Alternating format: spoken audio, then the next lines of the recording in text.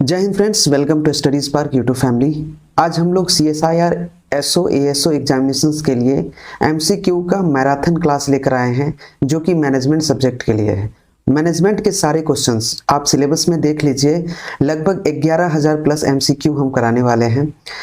11,000 plus MCQ आपको management का according to CSIR SO ASO syllabus मिलेगा। मेरा प्रॉमिस है कि आपके एग्जाम में एक भी क्वेश्चन मैनेजमेंट से नहीं छूटने वाले हैं।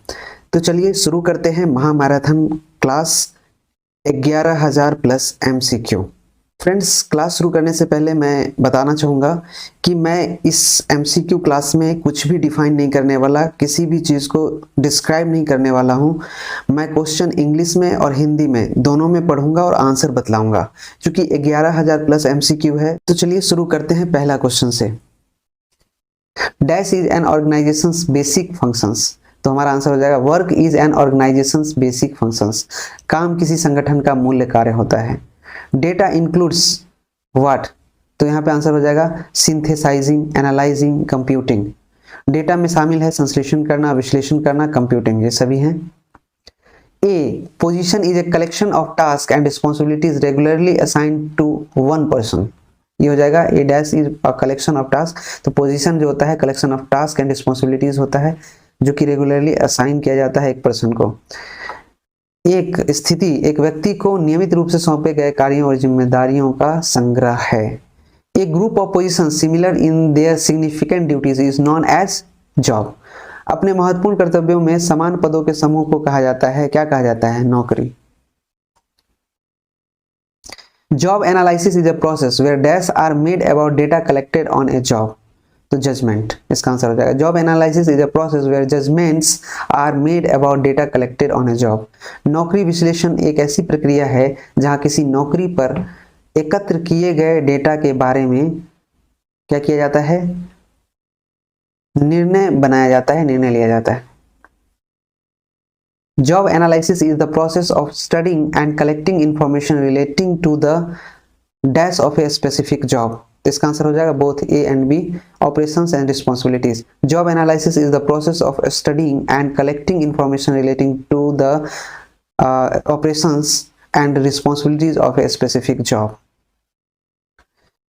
नौकरी विश्लेषण किसी विशिष्ट नौकरी के संचालन और जिम्मेदारी से संबंधित जानकारी का अध्ययन और संग्रह करने की प्रक्रिया है। The immediate products of job analysis are what? Job description and job specifications. ये immediate product है।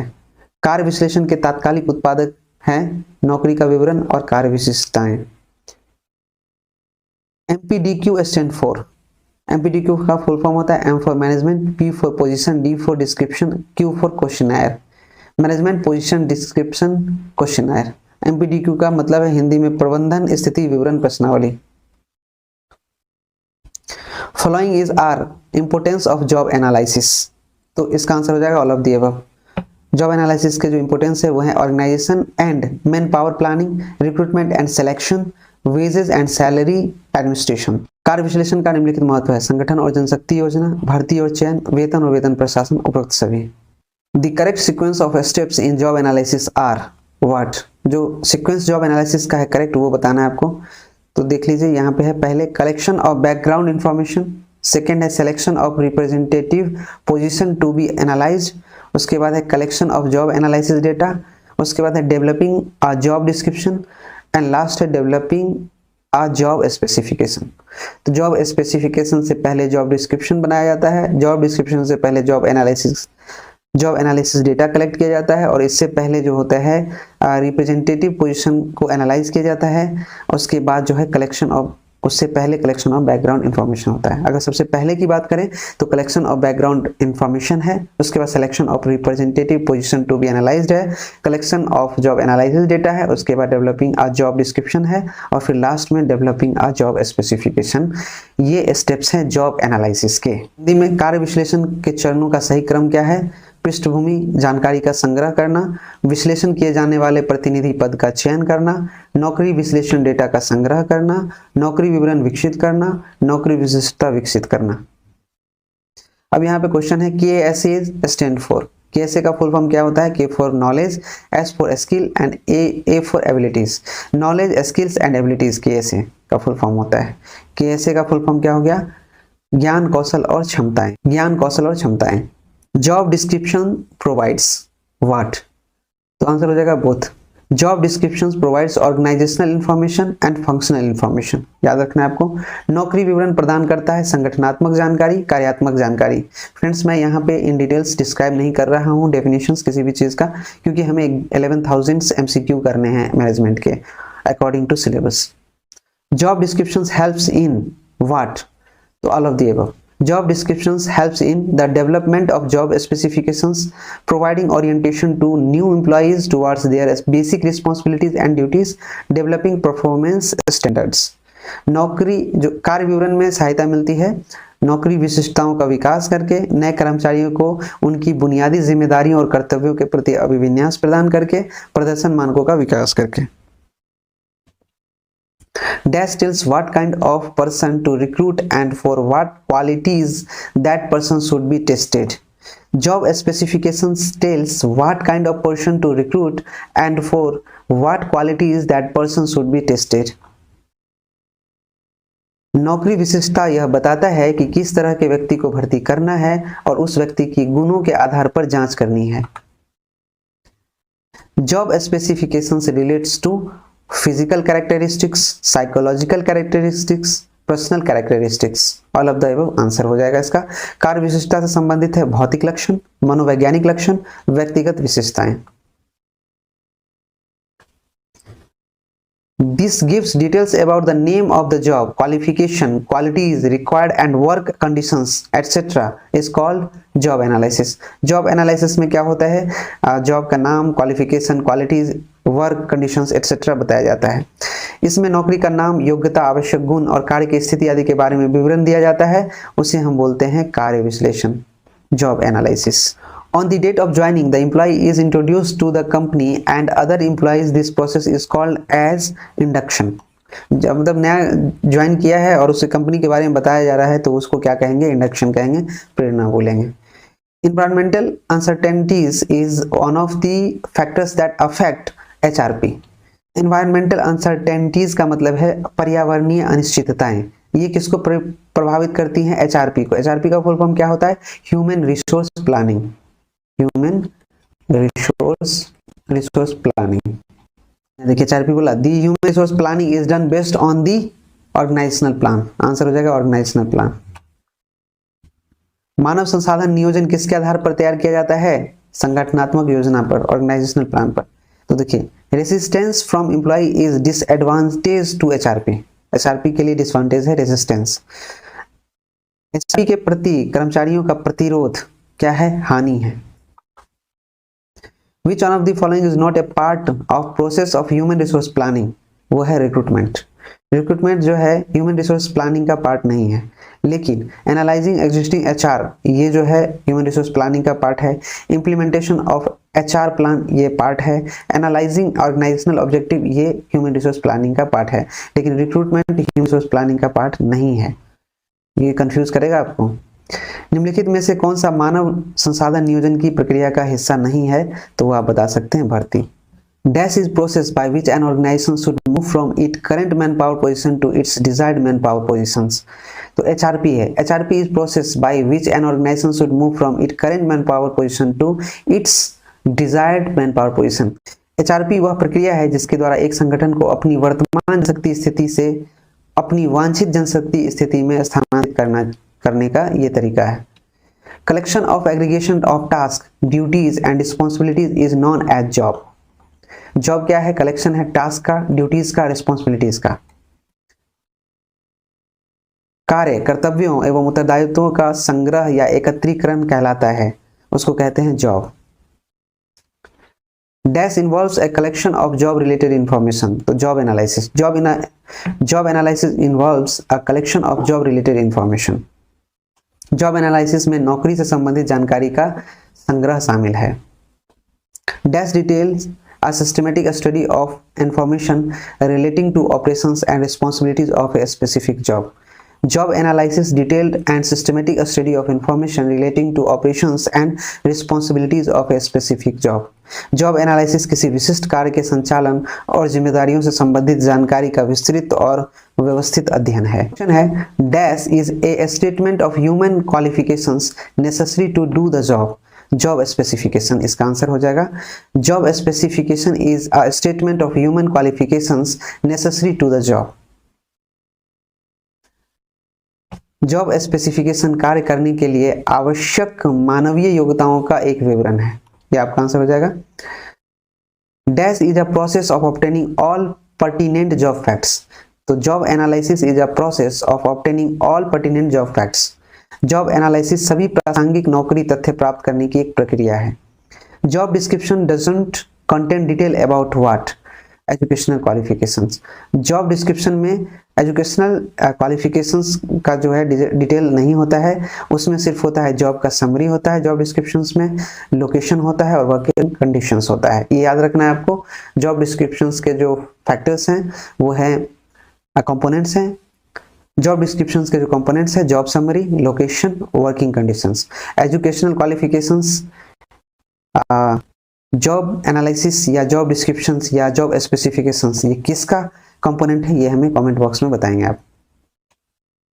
नौकरी विवरण में इसके बारे में विवरण शामिल नहीं है, तो आपको बता देना है शैक्षणिक योग्यता। Job descriptions include information regarding supervision about what. तो ये जो है गिवन एंड रिसीव्ड, इस दोनों इंफॉर्मेशन का जो है सुपरविजन करता है और ये इंक्लूड करता है जॉब डिस्क्रिप्शन में। नौकरी विवरण में पर्यवेक्षण से संबंधित जानकारी शामिल है, मतलब प्राप्त करना और दिया जाना। Working condition and hazards involve in a job include in job descriptions. याद कर लीजिए, वर्किंग कंडीशन एंड हजार्ड्स सब ये जॉब डिस्क्रिप्शंस में इंक्लूड किए जाते हैं। किसी नौकरी में काम करने की स्थिति और उसमें शामिल खतरे शामिल हैं। नौकरी विश्लेषण, नौकरी विवरण, ये नौकरी विवरण में है शामिल। Technique of collecting job analysis data does not include what. Job analysis data में क्या इंक्लूड नहीं किया जाता है, ट्रेनिंग को। बाकी जितना है personal observe, maintenance of log records, sending of questioners, ये सारे इंक्लूड किए जाते हैं ट्रेनिंग को छोड़कर जॉब एनालिसिस में। कार्य विश्लेषण डेटा एकत्र करने की तकनीक शामिल नहीं है। कार्य विश्लेषण डेटा एकत्र करने की तकनीक में शामिल नहीं है प्रशिक्षण, training. Methods of collecting job data for job analysis does not include A score card. ठीक है, जब हम जॉब डेटा कलेक्ट करते हैं तो उसमें स्कोर कार्ड को कलेक्ट नहीं करते, इंक्लूड नहीं करते हैं। और किस किस को इंक्लूड करते हैं, डायरी को, चेकलिस्ट को और ऑब्जर्वेशन को। कार्य विश्लेषण के लिए कार्य डेटा एकत्र करने की विधियों में शामिल नहीं है स्कोर कार्ड। और कौन कौन शामिल है, डायरी, जांच सूची, अवलोकन। The activities in HRP does not includes recruitment. Human resource planning में मैंने पहले बताया है इंक्लूड नहीं किया जाता है, लेकिन फोरकास्टिंग फ्यूचर HR नीड्स को किया जाता है, एनालाइजिंग एग्जिस्टिंग HR को किया जाता है, इवेल्युएट रीडिजाइन ऑफ HR को इंक्लूड किया जाता है। HRP में गतिविधियां शामिल नहीं है भर्ती। Process of forecasting, developing and controlling human resource in an enterprise is dash is called HRP. Process of forecasting, developing, controlling human resource in an enterprise is called as human resource planning. किसी उद्यम में मानव संसाधन के पूर्वानुमान, विकास और नियंत्रण की प्रक्रिया HRP कहलाती है, human resource planning कहलाती है। Dash is a process which enables the organization to run smoothly by supplying required and desired workforce at the right time is called HRP. HRP is a process which enables the organization to run smoothly by supplying required and desired workforce at the right time. The human resource planning is done based on the organizational plan. The human resource planning is done based on the organizational plan. मानव संसाधन नियोजन किसके आधार पर है, संगठनात्मक योजना के आधार पर किया जाता है। The first step of HRP is what? Forecasting future HR needs. The first step of HRP is forecasting future HR needs. HRP का पहला चरण है भविष्य की HR जरूरतों का पूर्वानुमान लगाना। A group of position that have similar duties, task and responsibilities is called dash job. A group of position that have similar duties, task and responsibilities is called job. पदों का एक समूह जिसमें समान कर्तव्य, कार्य और जिम्मेदारियां होती हैं उसे डैश कहा जाता है। उसे क्या कहा जाता है? नौकरी कहा जाता है। Dash can be derived from job analysis. तो इसका आंसर हो जाएगा job description and job specifications. Job description, job analysis can be derived from job analysis. नौकरी विवरण नौकरी विशिष्टता को कार्य विश्लेषण से प्राप्त किया जा सकता है। A written summary of content and context of job is called as job description. कार्य की सामग्री और संदर्भ का लिखित सारांश क्या कहलाता है? Job descriptions. A written summary of KSA required for perform a job is called job specification. किसी कार्य को करने के लिए आवश्यक KSA का लिखित सारांश कहलाता है नौकरी की विशिष्टताएं। KSA represents knowledge, skills and aptitude. KSA प्रतिनिधित्व करता है ज्ञान, कौशल और योग्यता को। This gives details about the name of the job, qualification, qualities required and work condition etc. is called job analysis. नौकरी का नाम, योग्यता, आवश्यकता, गुण और कार्य की स्थिति आदि के बारे में विवरण दिया जाता है, उसे कहते हैं जॉब एनालिसिस। अब हम लोग बात करते हैं ह्यूमन रिसोर्स मैनेजमेंट की। Human resource management emphasizes on development of people. मानव संसाधन क्या है? लोगों का विकास। Human resource management is amalgam of organisational behaviour, personnel management and industrial relations. ये याद रखना है आपको, काफी महत्वपूर्ण है। मानव संसाधन प्रबंधन का मिश्रण है। क्या है ये मिश्रण? संगठनात्मक, व्यवहार, व्यक्तिगत प्रबंधन और औद्योगिक संबंध का। Operative function of HRM includes a procurement, development, compensation, motivation, maintenance, integration and emerging trends. Basic managerial function of HRM are called planning, organizing, directing and controlling. Which of the following statement is correct? Under HRM employee is treated as resource. ये जो है HRM में employee को एक संसाधन की तरह treat किया गया है। Following are the characteristic of HRM except, तो यहाँ पे जो HRM के फंक्शंस है, कैरेक्टरिस्टिक्स हैं, वो है pervasive function, interdisciplinary function, integrating mechanism और जॉब ओरिएंटेड। ये फंक्शन नहीं है HRM के। Challenges faced by human resource management includes. अब ह्यूमन रिसोर्स मैनेजमेंट जो है चैलेंज फेस करता है। HRM में जो चैलेंजेस है उस चैलेंजेस को कम करने के लिए, उस चैलेंजेस को फेस करने के लिए HRM क्या इंक्लूड करता है अपने काम को फास्ट करने के लिए? तो वो है technological changes, workforce diversity, globalisation. ये HRM को मदद करता है चैलेंजेस को फेस करने में।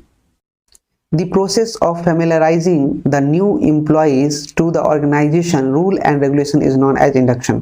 अब पता है कि जब कोई नया ऑर्गेनाइजेशन है, वहां पे कोई एम्प्लॉय रिक्रूट हुआ और उस एम्प्लॉय को ऑर्गेनाइजेशन के बारे में बताया जा रहा है, तो उसको क्या कहेंगे? इंडक्शन कहेंगे। Human resource management means, human resource management का मतलब क्या है? The process of bringing people and organisation together so that the goals of each are achieved.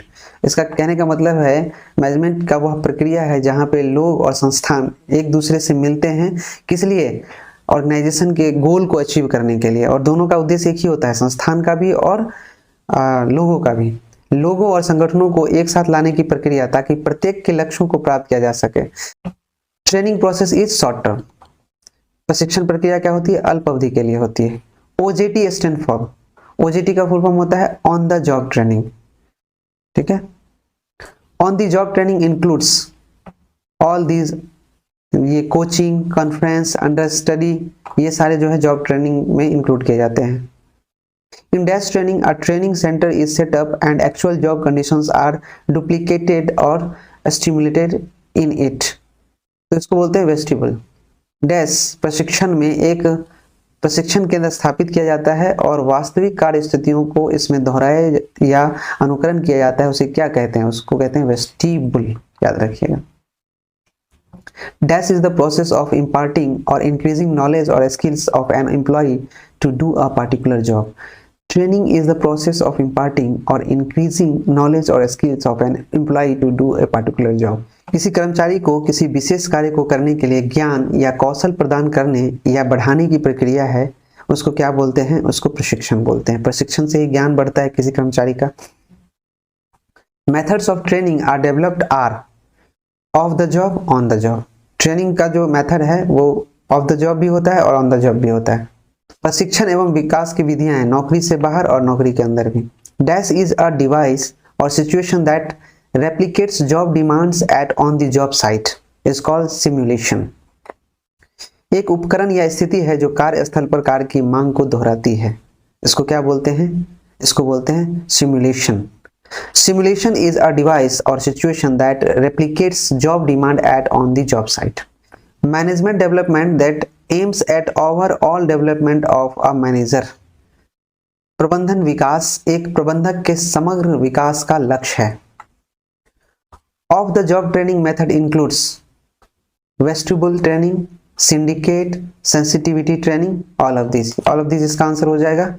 नौकरी से बाहर प्रशिक्षण यानी कि ऑफ द जॉब ट्रेनिंग में क्या शामिल है? वेस्टिबुल ट्रेनिंग, सिंडिकेट ट्रेनिंग और सेंसिटिविटी ट्रेनिंग, संवेदनशीलता जिसको बोलते हैं।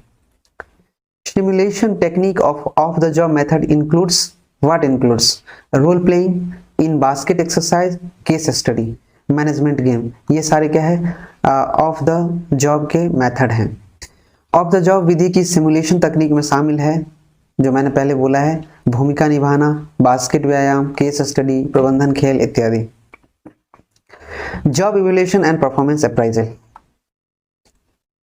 Relative worth of a job is known as job evaluation. किसी नौकरी का सापेक्ष मूल्य ज्ञात होता है कार्य मूल्यांकन से यानी जॉब इवैल्यूएशन से। Methods of job evaluation are qualitative method, quantitative method, both हो जाएगा इसका आंसर। कार्य मूल्यांकन के तरीके हैं गुणात्मक विधि, मात्रात्मक विधि। Quantitative job evaluation method are ranking method, point rating method, factor comparison method. तो इसका आंसर हो जाएगा B and C, point rating method और factor comparison method. Ranking method नहीं होगा। क्वांटिटेटिव जॉब इवैल्यूएशन के जो मेथड हैं वो है पॉइंट रेटिंग मेथड और फैक्टर कंपैरिजन मेथड। मात्रात्मक कार्य मूल्यांकन विधियां हैं पॉइंट रेटिंग मेथड और factor comparison method. Qualitative job evaluation method जो होते हैं वो होते हैं रैंकिंग मेथड और ग्रेडिंग मेथड। और पॉइंट रेटिंग आपको पता है, ये रेटिंग होता है क्वांटिटेटिव और क्वालिटेटिव में आ जाएगा रैंकिंग और ग्रेडिंग। गुणात्मक कार्य मूल्यांकन विधियां हैं रैंकिंग और grading. Process of studying and collecting information about a job is known as job analysis. किसी कार्य के बारे में अध्ययन एवं जानकारी एकत्र करने की प्रक्रिया को कहा जाता है job analysis. Job analysis results in job descriptions, job specifications, job evaluations, ये सारे हो जाएंगे। नौकरियों के विश्लेषण के परिणाम है। जॉब एनालिसिस रिजल्ट्स जो होते हैं वो job descriptions, job specification, job evaluation. Job description is a statement containing items like job title, location and duties, machines, tools and equipment, materials, working conditions and hazards. ये job descriptions के items हैं जो include करते हैं अपने आप में। Dash is A factual statement of task and duties involved in A job. Job descriptions क्या होते हैं? फैक्चुअल स्टेटमेंट होते हैं जॉब डिस्क्रिप्शंस, याद रखना है। Job specification is a statement of minimum qualification required for a job. अब qualification की जो हम आपसे बोले थे कमेंट बॉक्स में बताइए, तो आपको आंसर मिल गया यहाँ पे। Minimum qualification required to a job for a job is called job specification. Job specification का आइटम क्या है? Qualification. Job analysis is helpful in all of this. Job analysis किस में हेल्पफुल है? ह्यूमन रिसोर्स प्लानिंग में, recruitment में, selection में, training में, डेवलपमेंट में, जॉब इवैल्यूएशन में, परफॉर्मेंस अप्राइजल में। Dash arranges the job in numerical order from highest rank to lowest rank on the basis of duties and responsibilities। तो हमारा answer हो जाएगा ranking method. Ranking method arranges the job in numerical order from highest rank to lowest rank on the basis of duties and responsibilities। Dash a predetermined group or classes are established and jobs are assigned to each classification is called grading method. Grading method are predetermined groups or classes are established and jobs are assigned to each classification. यानी grading method एक पूर्व निर्धारित समूह या वर्ग स्थापित किए जाते हैं और प्रत्येक वर्गीकरण को नौकरियां सौंपी जाती है. Dash is the more compensable factor a job possesses the more points are assigned to it. इसको क्या कहते हैं? Point rating method. Point rating method the more compensable factor a job possesses the more points are assigned to it. किसी कार्य में जितना अधिक क्षतिपूर्ति योग कारक होगा उसे उतनी ही अधिक अंक दिए जाएंगे. तो ये कहलाता है पॉइंट रेटिंग मेथड का ये डेफिनेशन है. डैश फ्यू की jobs are selected and compared in terms of common factors. कुछ प्रमुख नौकरियों का चयन किया जाता है और सामान्य कारकों के आधार पर उनकी तुलना की जाती है. क्या कहलाता है? फैक्टर कंपैरिजन मेथड, कारक तुलना विधि. Dash is the systematic, periodic and impartial rating of an employee excellence in matter pertaining to his present job and his potential for a better job. तो ये परफॉर्मेंस अप्राइजल है answer. कुछ प्रमुख नौकरियों का चयन और तुलना सामान्य कारकों के आधार पर की जाती है. ये कारक तुलना विधि क्या है? ये तो परफॉर्मेंस अप्राइजल के थ्रू किया जाता है. Traditional method of performance appraisal includes. तो इसमें क्या क्या इंक्लूड किया जाता है ट्रेडिशनल मेथड में? पारंपरिक पद्धति क्या है इसका? Confidential reports, paired comparison method, free form और इजी मेथड. और अब इसका आंसर हो जाएगा. Modern method of performance appraisal are. क्या है मॉडर्न मेथड परफॉर्मेंस अप्राइजल का? Assessment centre method, management by objectives और BARS है, behaviourally anchored rating scale. Dash is a performance appraisal technique in which appraisers rating critical employee behavior. तो critical employ behaviour के लिए जो performance appraisal है वो process है BARS. अभी आपने BARS का फुल फॉर्म देखा है और वो क्या था? Behaviourally anchored rating scale. याद कर लीजिएगा. डैश एक प्रदर्शन मूल्यांकन तकनीक है जिसमें मूल्यांकनकर्ता महत्वपूर्ण कर्मचारी व्यवहार का मूल्यांकन करते हैं. उसको बोलते हैं BARS. Dash is a performance appraisal technique that involves agreement between employee and managers on goals to be achieved in a given method. तो इसको बोलते हैं MBO. MBO एक प्रदर्शन मूल्यांकन तकनीक है जिसमें एक निश्चित अवधि में प्राप्त किए जाने वाले लक्ष्यों पर कर्मचारी और प्रबंधक के बीच सहमति शामिल होती है.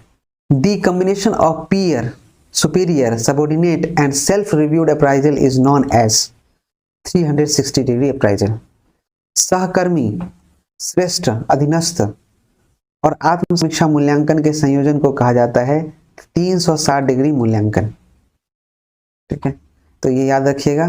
Combination of peer, superior, subordinate and self reviewed appraisal is known as 360 degree appraisal.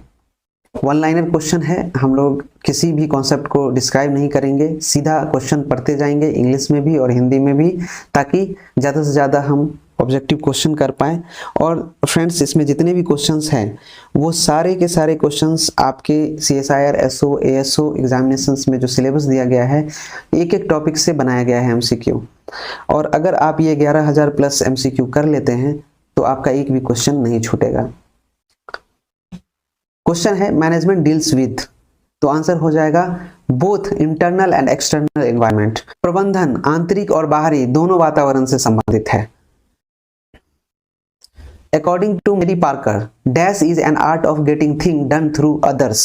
तो इसका आंसर हो जाएगा management. According to Mary Parker, management is an art of getting things done through others. Mary Parker के अनुसार प्रबंधन दूसरों के माध्यम से काम करवाने की कला है.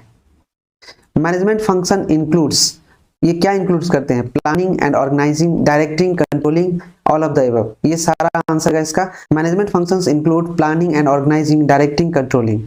प्रबंधन कार्यों में शामिल है योजना एवं आयोजन, निर्देशन, नियंत्रण, उपरोक्त सभी. Dash is known as the father of scientific management. तो Frederick W Taylor is also known as the father of scientific management.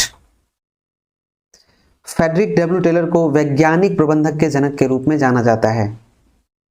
Management is dash in order to create a surplus. तो management is an art a science, ये both in order to create a surplus. Management जो है कला और विज्ञान दोनों है। Management skills apply to managers at dash, तो हमारा आंसर हो जाएगा management skills apply to manager at all level in organization, all level in an organization. अधिशेष बनाने के लिए प्रबंधन है एक कला और एक विज्ञान दोनों। प्रबंधन कौशल एक संगठन में सभी स्तरों पर प्रबंधकों पर लागू होता है।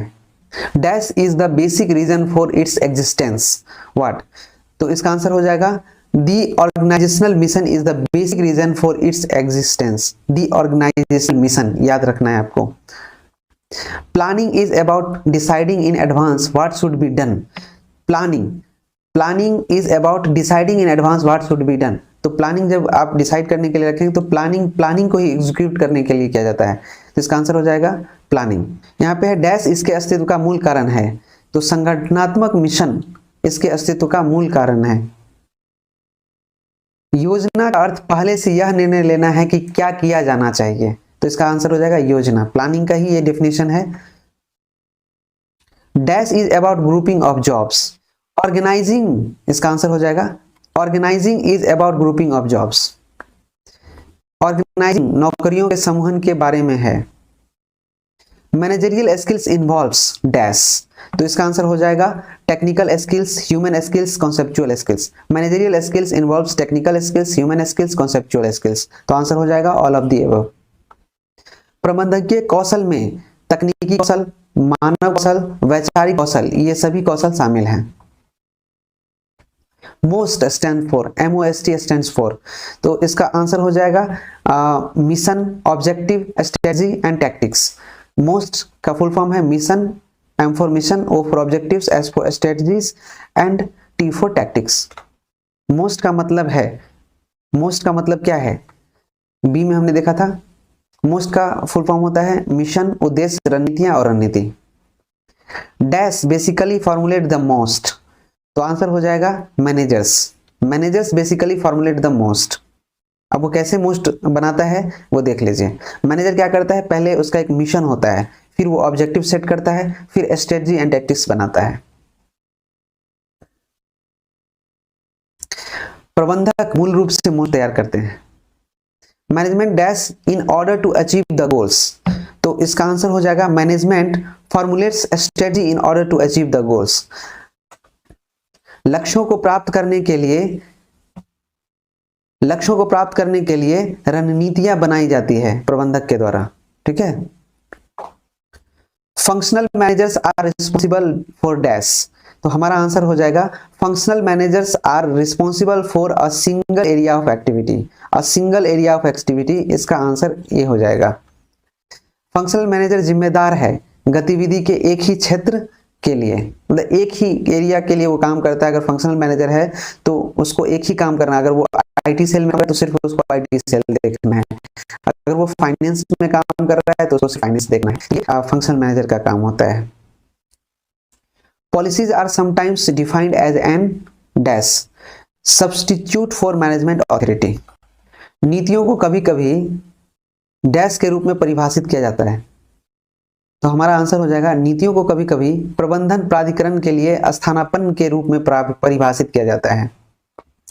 The problem solving process being with what, the problem solving process being with identification of the difficulty. समस्या समाधान की प्रक्रिया शुरू होती है कठिनाइयों की पहचान से। Strategic planning as a board concept consist of dash, तो हमारा आंसर हो जाएगा strategic planning as a board concept consist of strategy formulation and strategy implementation. Hindi में व्यापक अवधारणा के रूप में रणनीतिक योजना में डैश शामिल है, तो उसमें शामिल है रणनीतिक निर्माण और रणनीतिक कार्यान्वयन। Dash is called as father of scientific management, तो हमने देख लिया इसका answer FW Taylor. FW Taylor is called as father of scientific management.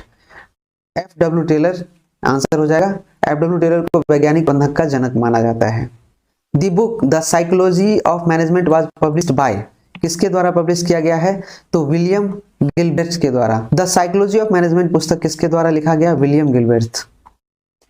The most significant management skills are dash, technical, human and conceptual. हमारा answer हो जाएगा A, technical, human and conceptual. सबसे महत्वपूर्ण प्रबंधन कौशल है तकनीकी, मानवीय और वैचारिक। Management satisfies dash characteristic of a profession. तो इसका आंसर हो जाएगा all. Management satisfies few, many, all, zero characteristics of a person. प्रबंधन किसी पेशे की अनेक विशेषताओं को संतुष्ट करता है। प्रबंधन किसी पेशे की कुछ, अनेक या सभी या जीरो विशेषताओं को संतुष्ट करता है। Administrative management represents the top level management pertaining thinking and planning functions. तो इसका आंसर हो जाएगा एडमिनिस्ट्रेटिव मैनेजमेंट। प्रशासनिक प्रबंधन सोच और योजना कार्यों से संबंधित शीर्ष स्तर के प्रबंधन का प्रतिनिधित्व करता है। तो आंसर हो जाएगा प्रशासनिक प्रबंधन। ये डेफिनेशन ही है इसका। Dash represents the lower level management covering execution and implementation functions. तो हमारा आंसर हो जाएगा operative management. Operative management represents the lower level management covering execution and implementation functions. संचालन प्रबंधन निष्पादन और कार्यान्वयन कार्यों को कवर करने वाले निचले स्तर के प्रबंधन का प्रतिनिधित्व करता है। Dash is the important interpersonal role of manager. तो ये ऑल ऑफ द यहाँ पे आंसर दिया हुआ है। तो मैनेजर का जो इंटरपर्सनल रोल होता है वो क्या? Leader role, liaison role, figure head role is the important interpersonal role of manager. नेता की भूमिका, संपर्क भूमिका, फिगर हेड भूमिका प्रबंधक की महत्वपूर्ण पारस्परिक भूमिका है। Which is not an informational role of manager. तो ये है डिस्टर्बेंस हैंडलर रोल। ये इंफॉर्मेशनल मैनेजर का ये रोल नहीं है। उनका रोल क्या होता है? Monitor's role, disseminator's role, spokesman's role. प्रबंधक की कौन सी सूचनात्मक भूमिका नहीं है? तो डिस्टर्बेंस की हैंडलर भूमिका। Functional managers are responsible for a single area of activity. कार्यात्मक प्रबंधक जिम्मेदार है गतिविधि के एक ही क्षेत्र के लिए। ये क्वेश्चन हो चुका है, रिपीट हो गया है। Name one of the basic concept for smoothly running an organisation. तो आंसर हो जाएगा प्लानिंग। किसी संगठन को सुचारू रूप से चलाने के लिए बुनियादी अवधारणाओं में से एक का नाम बताइए। तो वो है योजना, planning. At what step of the planning can be processed with the topmost and applicable plan would be implemented? तो इसका आंसर हो जाएगा सेलेक्टिंग अप ऑब्जेक्टिव। योजना के किस चरण पर सर्वोच्च और लागू योजना के साथ कार्रवाई की जाती है? तो वो है हमारा उद्देश्य का चयन करना, selecting up objective. In which phase of the planning process two sides of a coin of each alternative are examined? इसका आंसर हो जाएगा evaluating alternative course of action. नियोजन प्रक्रिया की किस गति में प्रत्येक विकल्प के एक सिक्के के दो पहलुओं की जांच की जाती है? तो वो आंसर हो जाएगा हमारा कार्रवाई के वैकल्पिक पाठ्यक्रमों का मूल्यांकन करना। It is known as planning primarily या first function of the manager is known as planning. नियोजन के नाम से किसे जाना जाता है? प्रबंधक का प्राथमिक और प्रथम कार्य, पहला कार्य उसी का प्लानिंग ही होता है। Thinking for the future output is known as setting planning premises. भविष्य के आउटपुट के लिए सोचना डैश के रूप में जाना जाता है। तो वो जाना जाता है योजना पत्रक की स्थापना। The combined plan which requires setting up an objective for the long term, finding a time of action and alliance of resources is known as strategy. संयुक्त योजना जिसमें लंबी अवधि के लिए एक उद्देश्य स्थापित करना, कार्रवाई का समय ढूंढना और संसाधनों की अनुमति की आवश्यकता होती है, वो कहलाती है रणनीति, strategy. The plan that involves some procedures and rule is known as program. वह योजना जिसमें कुछ प्रक्रिया और नियम शामिल होते कहलाते हैं कार्यक्रम। The regiment way in which a core has to be executed is method. जिस रेजिमेंट तरीके से कोर को निष्पादित करना होता है वह कहलाता है विधि। The series of actions to behold the carry out a policy and research a presumed subjective is called procedure. किसी नीति को क्रियान्वित करने और एक अनुमानित व्यक्ति परक तक पहुंचने के लिए क्रियाओं की श्रृंखला को क्या कहते हैं? तो उसको प्रक्रिया कहते हैं। Thus, in any business, what is said to own a customized way of making any decisions or handling any problems is called policy. इस प्रकार किसी भी व्यवसाय में किसी भी निर्णय लेने या किसी भी समस्या से निपटने का एक अनुकूल तरीका कहा जाता है एक नीति। What is the core of making a plan? Thinking in advance. योजना बनाने का मूल क्या है?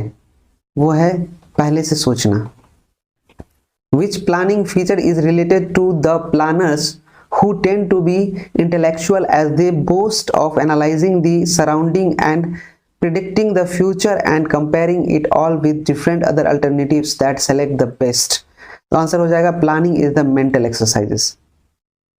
कौन सी योजना विशेषता उन योजनाकारों से संबंधित है जो बौद्धिक होते हैं, क्योंकि वे परिवेश का विश्लेषण करने और भविष्य की भविष्यवाणी करने और उन सभी की तुलना विभिन्न या अन्य विकल्पों से करने का दावा करते हैं। जो सर्वोत्तम का चयन करते हैं वो है योजना एक मानसिक व्यायाम है। Looking after the change in an organisational environment doesn't come with any surprise. Address the importance of planning related to the topic. Planning reduces the risk of uncertainties. जब कोई प्लान करता है तो ऑटोमेटिक अनिश्चितताओं को कम कर देता है। अगर कोई योजनाबद्ध तरीके से काम किया जाए तो वहां पे अनिश्चितता कम हो जाती है, कोई भी चीज निश्चित अधिक हो जाता है। संगठनात्मक माहौल में बदलाव पर ध्यान देने से कोई आश्चर्य नहीं होता है। विषय से संबंधित योजना के महत्व को संबोधित करें। तो इसका आंसर हो जाएगा योजना अनिश्चितताओं के जोखिम को कम करती है। What restriction is highlighted to control the plan of the future course of work and the director might not be in a location to switch it? तो आंसर हो जाएगा create rigidity। भविष्य के कार्य की योजना को नियंत्रित करने के लिए किस प्रतिबंध पर प्रकाश डाला गया है और निदेशक इसे बदलने के स्थान पर नहीं हो सकता है? तो इसका आंसर हो जाएगा कठोरता पैदा करना, रिजिडिटी पैदा करना। At what stage of the planning become the most feasible plan that can be implemented? तो आंसर हो जाएगा selecting an alternative। नियोजन के किस चरण पर सबसे व्यवहार योजना बन जाती है जिसे क्रियान्वित किया जा सकता है? तो आंसर है एक विकल्प का चयन करना। We can address planning as the primary function of the managers। Planning primary function होता है मैनेजर का। नियोजन को हम इस प्रकार संबोधित कर सकते हैं प्रबंधक का प्राथमिक कार्य। The sequel of actions to be taken to attain any of the determined objectives is called as procedure। किसी भी निर्धारित उद्देश्य की प्राप्ति के लिए किए जाने वाले कार्यों की अगली कड़ी कहलाती है प्रक्रिया।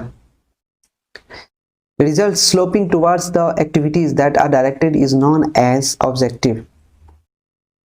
निर्देशित गतिविधियों की ओर झुके हुए परिणामों को कहा जाता है उद्देश्य। Planning can be performed at all the above, at supervising level, top level, middle level, all of the above is the answer। योजना का निष्पादन किया जाता है पर्यवेक्षण स्तर पर, शीर्ष स्तर पर और मध्य स्तर पर। After the execution of the plan, follow up is done। योजना के क्रियान्वयन के बाद फॉलो अप हो गया है, इसका आंसर होगा। A standing plan is a dash recurring plans। एक अस्थायी योजना एक डैश है, ये आवर्ती योजना है। How to control the deviations that can be looked after as budget. उन विचलनों को कैसे नियंत्रित किया जाए जिनकी देखभाल की जाती है? तो बजट के माध्यम से आप डेविएशन को कंट्रोल कर सकते हैं। Planning establishes a ground standard for controlling. नियोजन एक जमीनी मानक स्थापित करता है नियंत्रण के लिए। One can create a plan only when foresight, imagination, sound judgment। कोई योजना तभी बना सकता है जब दूरदर्शिता हो, उसके पास कल्पना कर सकता हो और निर्णय लेने की क्षमता हो उसके अंदर। Planning works down on a strategy for the total functioning of an enterprises. तो इसका आंसर हो जाएगा कॉर्पोरेट प्लानिंग। योजना किसी उद्यम की संपूर्ण कार्यप्रणाली की रणनीतियों पर आधारित होती है कॉर्पोरेट योजना। जैसे ही आगे किसी इंडस्ट्री की बात होगी तो कॉर्पोरेट योजना हो जाएगा। Important to look after dash environmental conditions as it can waste all the planning into mismanagement। Answer हो जाएगा टाइम फ्रेमिंग। समय निर्धारण पर्यावरणीय परिस्थितियों का ध्यान रखना महत्वपूर्ण है, क्योंकि यह सारी योजना को कुप्रबंधन में बर्बाद कर सकता है। Which features of planning remarks to be a priority? Planning is the primary function of management। नियोजन की कौन सी विशेषता प्राथमिकता को बताती है? तो वह नियोजन प्रबंधन का प्राथमिक कार्य है।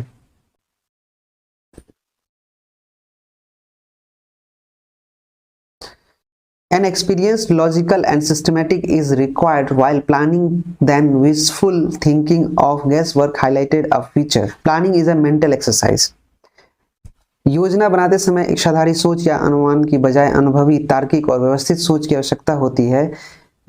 तो इन निम्न में से कौन सा विशेषता है उसको बताएं आप। तो जब आप प्लानिंग करते हैं तो वहां पर आपको मानसिक व्यायाम करना पड़ता है, मेंटल एक्सरसाइज करना पड़ता है प्लानिंग करते समय। डिफाइन द टर्म प्रीमाइसेस, तो इसका आंसर हो जाएगा प्रीमाइसेस का जो टर्म है वो रिलेटेड है एजम्पशंस अबाउट द फ्यूचर। परिषद शब्द को परिभाषित करें, तो इसका आंसर हो जाएगा भविष्य के बारे में धारणाएं, premises. Mention one kind of plan that improvises on the contours of a business is called policy. एक प्रकार की योजना का उल्लेख करें जो व्यवसाय की रूपरेखा में सुधार करती है, उसका आंसर हो जाएगा नीति। Two types of plans that are inter related with each other is called policy and procedures. दो प्रकार की योजनाएं जो एक दूसरे से अंतर संबंधित है क्या कहलाती है, तो ये कहलाती है नीति और प्रक्रिया। Describe what kind of plan quantifies fact and figures, तो वो बजट है। बजट प्लानिंग क्वांटिफाई करती है फैक्ट एंड फिगर्स को।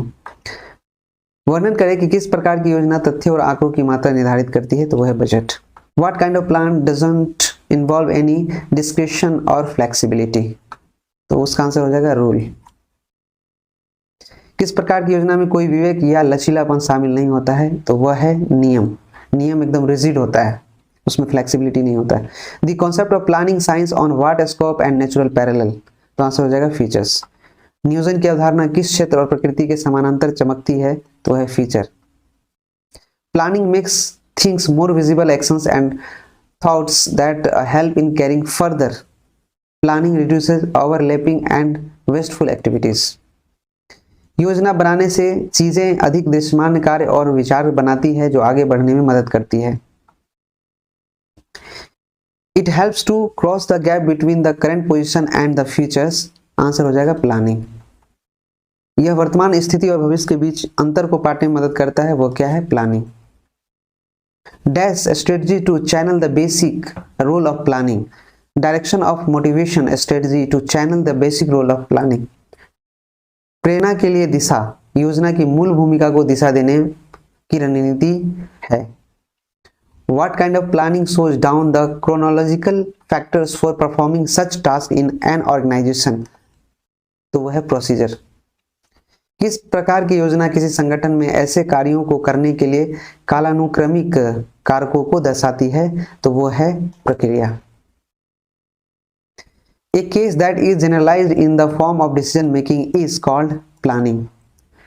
एक मामला जिसे निर्णय लेने के रूप में सामान्यीकृत किया जाता है उसे कहते हैं योजना। सूरज eagerly wants to earn a profit of 50% in the current financial year. Tell the planning type that is being discussed in the mentioned lines।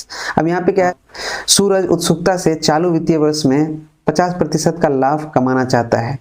उल्लिखित पंक्तियों में जिस नियोजन की चर्चा की जा रही है वो बताइए कौन सा है, तो वह है मेथड, वो है method. Sarma Enterprises opt for different ways to give training to their employees: coaching, conference, role play, lecture method. Tell the clear structure of what type of planning is involved within the above mentioned lines।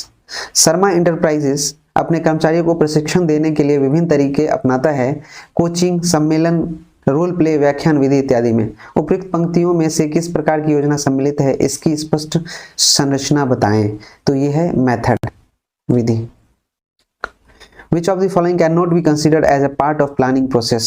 Viewing physical facilities and actions is not a part of planning process, but setting objectives, developing premises, follow-up actions is the part of planning process। निम्नलिखित में से किसी नियोजन प्रक्रिया का भाग नहीं माना जा सकता है, तो वो है भौतिक सुविधाओं एवं क्रियाओं को देखना, बट उद्देश्य को निर्धारित करना, परिसर का विकास करना, अनुवर्ती कार्य, तो फॉलोअप एक्शंस, ये सब जो है नियोजन प्रक्रिया का भाग है। लेकिन कौन भाग नहीं है, तो ऑप्शन नंबर बी, भौतिक सुविधाओं को जो देखता है वो भाग नहीं। In the below mentioned points is not a factor limited to planning. Top management approach, ये जो है ना फैक्टर प्लानिंग को लिमिट नहीं करता है। नीचे दिए गए बिंदुओं में क्या कोई कारक नियोजन तक ही सीमित नहीं है, तो वो है शीर्ष प्रबंधन दृष्टिकोण। पहला क्वेश्चन है pure science principles are rigid whereas management principles are relatively, तो इसका आंसर हो जाएगा फ्लेक्सिबल।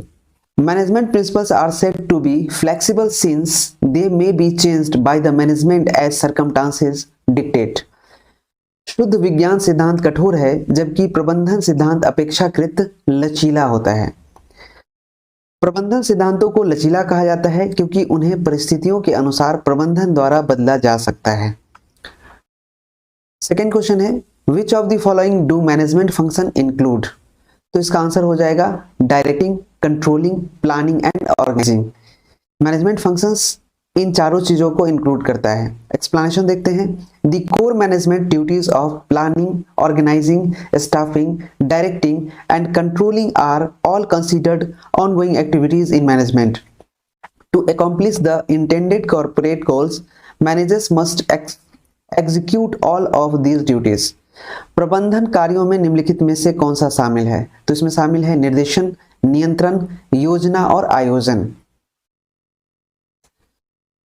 नियोजन, आयोजन, स्टाफिंग, निर्देशन, नियंत्रण के मुख्य प्रबंधन कर्तव्यों को प्रबंधन में चल रही गतिविधियां माना जाता है। इच्छित कारपोरेट लक्ष्यों को पूरा करने के लिए प्रबंधकों को इन सभी कर्तव्यों का पालन करना होगा। थर्ड क्वेश्चन है who is referred to be the father of scientific management, तो इसका आंसर हो जाएगा Frederick W Taylor. Frederick W Taylor को फादर ऑफ साइंटिफिक मैनेजमेंट कहा गया है। Frederick Taylor is known as the father of scientific management because the proposed that plant managers utilize scientific method complete task to obtain the greatest result।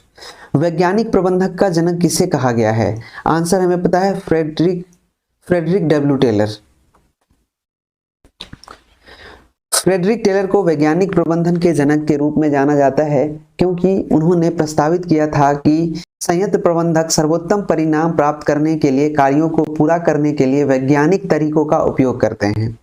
Question है what does most stand for, what does most stand for, MOST, तो इसका full form हो जाएगा M for mission, O for objective, S for strategies and T for tactics. Mission, objectives, strategies and tactics. The foundation that supports and allows a firm to achieve its aim is its mission, objectives, strategies and tactics. A company's mission statement comes first, followed by its objective, strategies and lastly tactics from the broad to the specific. Most का अर्थ क्या है, तो most का अर्थ हो जाएगा mission, उद्देश्य, रणनीतियां और रणनीति। मोस्ट वह आधार है जो किसी फर्म को उसके लक्ष्य को प्राप्त करने में समर्थन और अनुमति देता है। वह उसका मिशन, उद्देश्य, रणनीतियां और रणनीति है। किसी कंपनी का मिशन वक्तव्य पहले आता है, उसके बाद उसके उद्देश्य, फिर उसकी रणनीतियां और फिर लास्ट में रणनीति व्यापक से विशिष्ट तक होता है।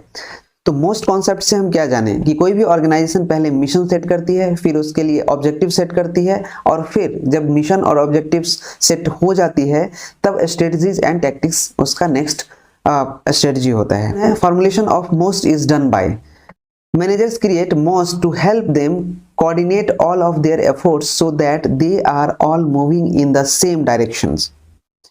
मोस्ट का निरूपण किसके द्वारा किया जाता है, तो वो किया जाता है प्रबंधक के द्वारा। एक्सप्लेनेशन देखते हैं। प्रबंधक अपने सभी प्रयासों को समन्वित करने में मदद करने के लिए मोस्ट बनाते हैं ताकि वे सभी एक ही दिशा में आगे बढ़ सकें। अगर टाइम मिलेगा, मैं अगर ऑब्जेक्टिव मैराथन क्लास खत्म कर दूं, एथिक्स का, मैनेजमेंट का, एनवायरनमेंट इकोलॉजी का, अगर टाइम मिलता है तो मैं मैनेजमेंट को विद एक्सप्लेनेशन भी बताऊंगा। कोशिश करते हैं, देखते हैं कहाँ तक हम सफल हो पाते हैं। क्वेश्चन नंबर 6 है what are functional managers responsible for. Functional manager किस लिए उत्तरदायी होता है, तो इसका आंसर हो जाएगा they are only responsible for a single area of activities. तो याद रखना है आपको, फंक्शनल मैनेजर्स रिस्पॉन्सिबल होता है सिंगल एरिया ऑफ एक्टिविटी के लिए। If functional managers oversees and controls the resources in a certain department such as IT, engineering, public relations or marketing and typically directs the technical work of those working on the project from that function area. कार्यात्मक प्रबंधक किसके लिए जिम्मेदार हैं? तो इसका answer हो जाएगा वे गतिविधि के केवल एक ही क्षेत्र के लिए जिम्मेदार हैं। तो जो भी फंक्शनल मैनेजर होते हैं वो सिर्फ और सिर्फ एक फंक्शन के लिए जिम्मेदार होते हैं। यहाँ पे एक्सप्लेनेशन है, एक कार्यात्मक प्रबंधक फंक्शनल मैनेजर एक निश्चित विभाग जैसे आईटी, इंजीनियरिंग, जनसंपर्क, विपणन यानी मार्केटिंग में संसाधनों की देखरेख और नियंत्रण करता है। Gilbreth's book the psychology of management examines the psychological elements of scientific management including notions of human interaction and worker uniqueness in management principles. The psychology of management पुस्तक किसने प्रकाशित की? तो आपका आंसर होगा Lillian Gilbreth. Which of the following is not a manager's informative role? Manager के informative role कौन सा नहीं है निम्न में से? तो वो है डिस्टरबेंस हैंडलर रोल। ये मैनेजर के इंफॉर्मेटिव रोल नहीं होते हैं। डिसेमिनेटर्स रोल ये इंफॉर्मेटिव रोल है। स्पोक्समैन ये इंफॉर्मेटिव रोल है। मॉनिटर्स रोल ये इंफॉर्मेटिव रोल है मैनेजर के। लेकिन ये जो रोल है, ये डिस्टरबेंस हैंडलर रोल, ये इंफॉर्मेटिव रोल नहीं है किसी भी मैनेजर के। Managers are responsible for gathering, disseminating and transmitting information and they have three informational roles: monitor, disseminating and a spokesman। निम्नलिखित में से कौन सी प्रबंधक की सूचनाप्रद भूमिका नहीं है? तो ये है डिस्टरबेंस संचालक की भूमिका। प्रबंधक सूचना एकत्र करने, प्रशासित करने के लिए जिम्मेदार है और उनकी तीन सूचनात्मक भूमिकाएं हैं, वो है मॉनिटर करना, प्रसारण करना और प्रवक्ता। उसको इंग्लिश में हमने बता दिया यहाँ पे स्पोक्समैन, जिसको प्रवक्ता बोलते हैं, और डिसेमिनेटर्स रोल है understanding the relationship between human and material resources in achieving organisational goals is aided by the principles of management. Which element of the management principle is described in the above statement? तो इसमें से ये जो बोला गया है understanding the relationship between human and material resources, ये जो प्रिंसिपल है, ये जो मैनेजमेंट का प्रिंसिपल है, वो किस चीज़ के लिए डिस्क्राइब किया गया है? तो वो है behaviour, management behavioural principle. Okay, तो इसका आंसर हो जाएगा behavioural. Because it emphasizes the human aspect of work, behavioral management theory is frequently referred to as the human relations movement. Behavioral theorists feel that a greater knowledge of human behavior at work, such as motivation, conflict, expectations and group dynamics would result in increased productivity। तो जितने भी behavioral management के theory हैं वो depend करता है motivation, conflict, expectation and group dynamics पे, और ये इनके एस्पेक्ट हैं जो कि ह्यूमन बिहेवियर को काफ़ी ग्रेट कर देता है और उसका जो प्रोडक्टिविटी होता है किसी भी ह्यूमन का, उसमें इंक्रीजमेंट ला देता है, उसको इंक्रीज कर देता है। संगठनात्मक लक्ष्यों को प्राप्त करने में मानव और भौतिक संसाधनों के बीच संबंध को समझने में प्रबंधन के सिद्धांत से सहायता मिलती है। उपरोक्त कथन में प्रबंधन सिद्धांतों के किस तत्व का वर्णन मिला है? तो देखिए, जहाँ पे मानव और भौतिक संसाधनों की बात होगी ना, तो वहाँ पे हम बिहेवियरल मैनेजमेंट की बात करेंगे, व्यवहारिक मैनेजमेंट की बात होती है, व्यवहार की बात होती है। यहाँ पे एक्सप्लेनेशन दिया है, ये इसलिए बात होती है क्योंकि यह काम के मानवीय पहलू पर जोर देता है। व्यवहार प्रबंधन सिद्धांत को अक्सर मानवीय संबंध आंदोलन के रूप में जाना जाता है। व्यवहार सिद्धांतकारों ने महसूस किया कि कार्यस्थल पर मानव व्यवहार जैसे प्रेरणा, संघर्ष, अपेक्षाएं और समूह की गतिशीलता का अधिक ज्ञान होने से उत्पादकता में वृद्धि होगी। The management principles emphasizes rational decision making and the avoidance of bias and prejudice at all costs. Knowledge of these concepts aids in dash as stated in the preceding paragraph. तो ये हो जाएगा answer scientific decision making. Scientific decision making stated in the preceding paragraph, the management principles emphasizes rational decision making and the avoidance of bias and prejudice at all cost. Knowledge of these concepts aids in scientific decision making as stated in the preceding paragraph. Explanation देखते हैं। Administrators who understand management concepts are better able to understand the cause and effect link between things at work in the organisation. They can encourage critical thinking and decision making that is objective and scientific. प्रबंधन सिद्धांत तर्क संगत निर्णय लेने और हर कीमत पर पूर्वाग्रह और पूर्वाग्रह से बचने पर जोर देते हैं। इन अवधारणाओं का ज्ञान वैज्ञानिक निर्णय लेने में सहायता करता है, जैसा कि पिछले पैराग्राफ में बताया गया है।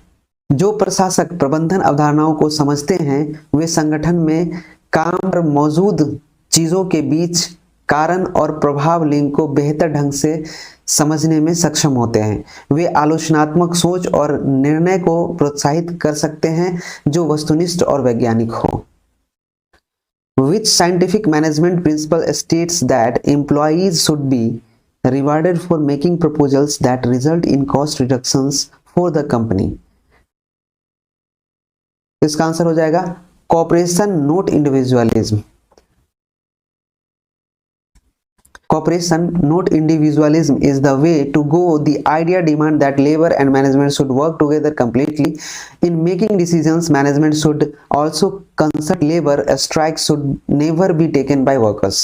कौन सा वैज्ञानिक प्रबंधन सिद्धांत कहता है कि कर्मचारी को ऐसे प्रस्ताव देने के लिए पुरस्कृत किया जाना चाहिए जिसके परिणाम स्वरूप कंपनी की लागत में कमी आए? तो वो है सहयोग, और जो व्यक्तिवादी नहीं हो, ये पूरे ऑर्गेनाइजेशन के हित में जो बात करता हो उसके लिए प्रोत्साहन दिया जाना चाहिए। सहयोग और व्यक्तिवादी नहीं होना आगे बढ़ने का रास्ता है। यह विचार मांग करता है कि श्रम और प्रबंधन को पूरी तरह से एक साथ काम करना चाहिए। निर्णय लेते समय प्रबंधन को श्रमिकों से भी परामर्श लेना चाहिए। श्रमिकों द्वारा कभी भी हड़ताल नहीं किया जाना चाहिए। When their manager is out from the office, a worker tells how his co-workers leave business documents on the reception desk and personal stuff in the conference room. What impact would this have on a company's operations? तो ये इसका answer हो जाएगा The firm would be unable to execute its task in a timely manner. The firm would be unable to properly execute its tasks. Explanation देखते हैं. In such a case, the firm would be unable to execute its tasks properly in a timely manner. जब उनका प्रबंधक कार्यालय से बाहर होता है तो एक कर्मचारी बताता है कि कैसे उसके सहकर्मी रिसेप्शन डेस्क पर व्यावसायिक दस्तावेज और सम्मेलन कक्ष में व्यक्तिगत सामान छोड़ देते हैं। इसका किसी कंपनी के संचालन पर क्या प्रभाव पड़ेगा? तो फर्म अपने कार्यों को समय पर निष्पादित करने में असमर्थ रहेगा। फर्म अपने कार्यों को ठीक से निष्पादित करने में हमेशा असमर्थ होगी, क्योंकि वो सिंसियर नहीं है, चीज़ें जो है सिस्टमेटिक मैनर में नहीं होता है, इसलिए ये कंपनी को भुगतना पड़ेगा। ऐसे मामले में फर्म अपने कार्यों को समय पर ठीक से निष्पादित करने में असमर्थ होगी। According to Henri Fayol, which of the following is true of discipline? तो हेनरी फ्योल के according penalties are properly applied, superiors at all levels of an organisation who are always clear and fair, agreements between two parties that are always clear and fair. ये Henri Fayol के disciplines हैं। Discipline encompasses sincerity, obedience, and respect for authority. Additionally, it comprises following of the enterprise's norms and regulations according to Fayol. This concept states that subordinates should respect and obey their superiors' order.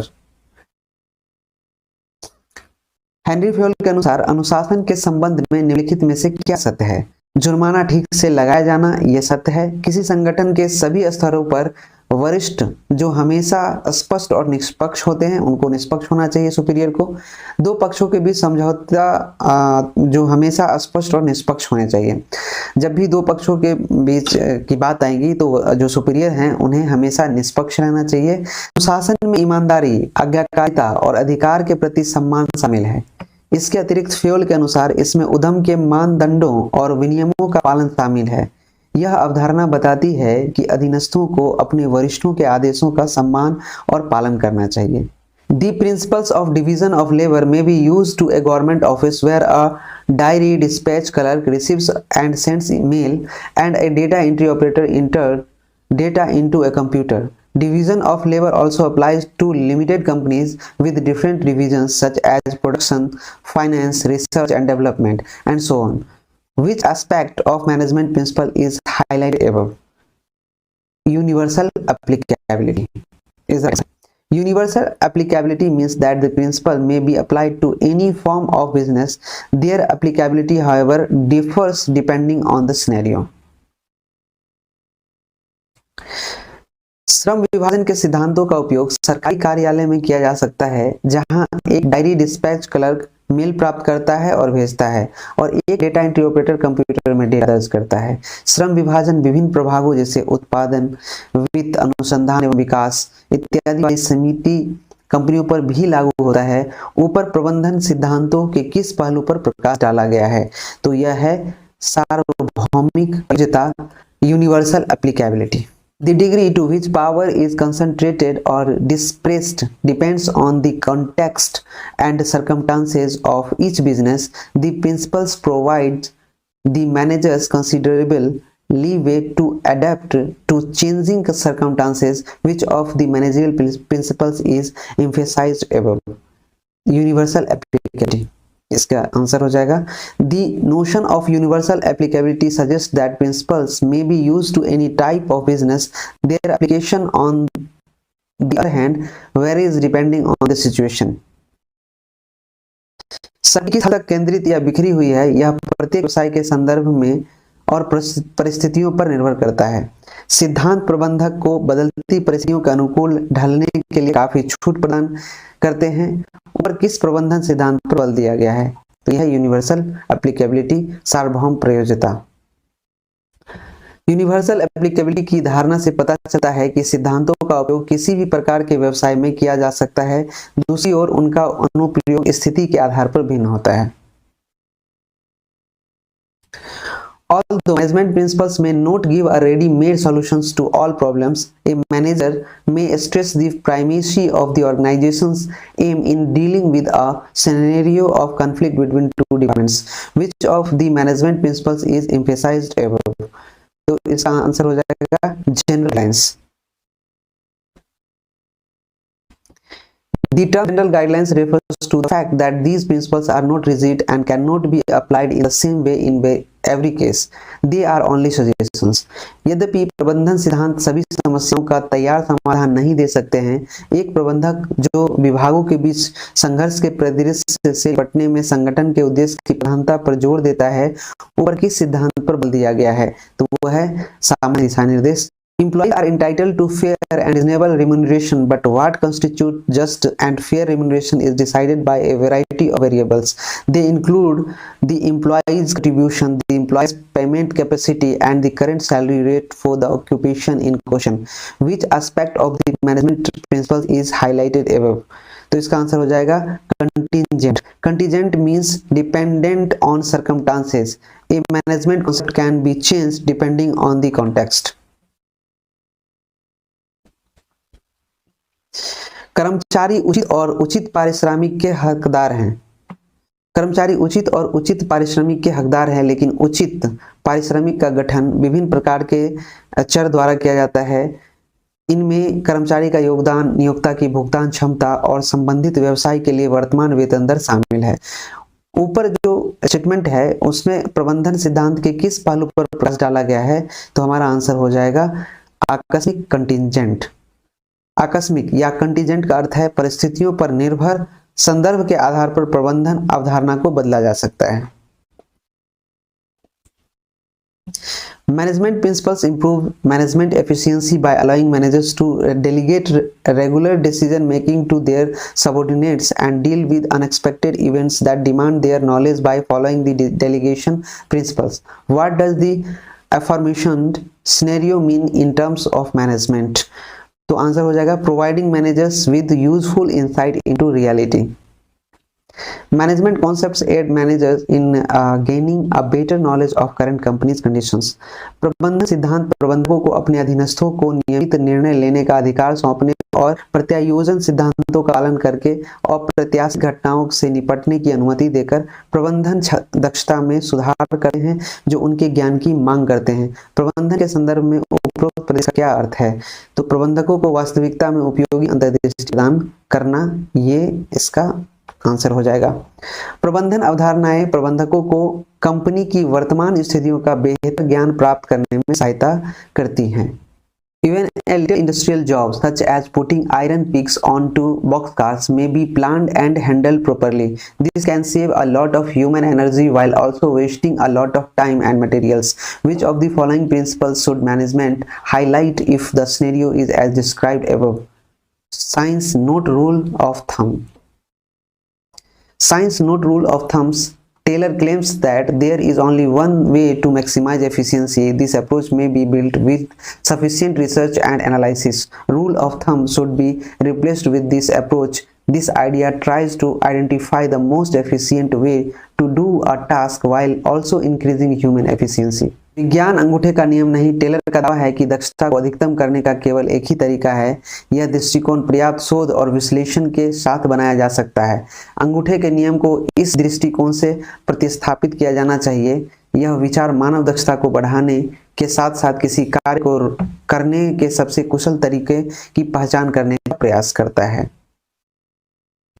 Which of the following scientific management techniques has the goal of determining the quantity of staff to be hired, frame appropriate incentives schemes and calculate labor costs? Answer हो जाएगा time study. Time study. This method calculates the average time required to complete a specific task. It is possible to determine the following amount of staffs to be hired, incentive, programs and labor costs. निम्नलिखित में से किस वैज्ञानिक प्रबंधन तकनीक का लक्ष्य नियुक्ति किए जाने वाले कर्मचारियों की मात्रा निर्धारित करना है, उचित प्रोत्साहन योजनाएं तैयार करना और श्रम लागत की गणना करना है? तो आंसर हो जाएगा समय अध्ययन, टाइम स्टडी। टाइम स्टडी यह विधि किसी विशिष्ट कार्य को पूरा करने के लिए आवश्यक औसत समय की गणना करती है।